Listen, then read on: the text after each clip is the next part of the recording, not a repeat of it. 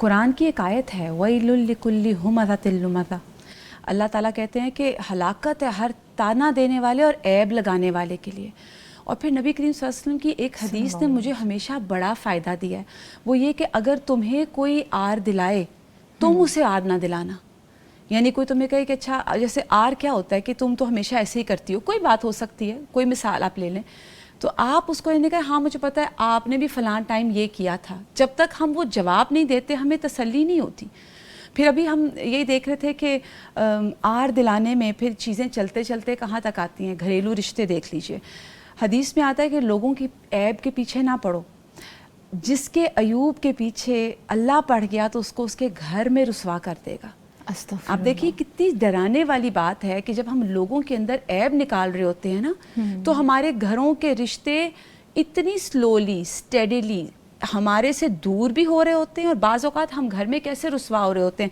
کبھی کسی نے تانا دے دیا، بچے بات نہیں مان رہے، دیکھیے چھوٹی چھوٹی وہ چیزیں ہیں، شوہر نے سختی سے بات کر لی اور ہم ان چیزوں کو دل پہ لگا لیتے ہیں، فلاں نے مجھ سے سخت لہجے میں بات کیوں کی۔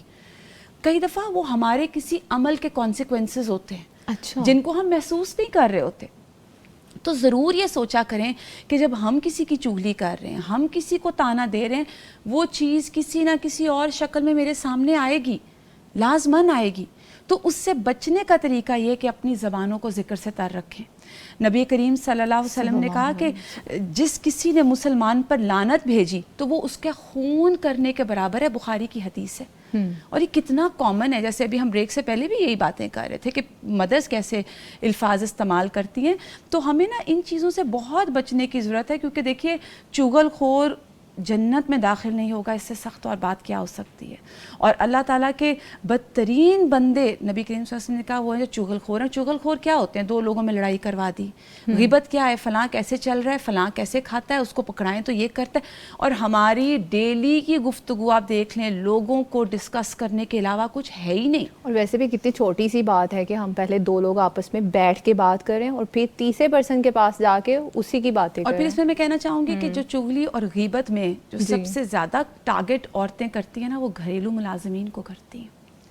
آپ دیکھیے یہ کام نہیں کرتی، یہ کام چور ہے، یہ اس طرح کرتی ہے، فلاں وقت ایسے کرتی ہے پیچھے، اور ہم کتنی ان کی غیبت کر رہے ہوتے ہیں۔ دیکھیں ان کی بھی غیبت ہو رہی ہے، آپ ان کو کام چور کہہ رہے ہیں، آپ ان کو کہہ رہے ہیں میں نے فلاں وقت اس کو یہ کہا تھا، اس نے نہیں کیا۔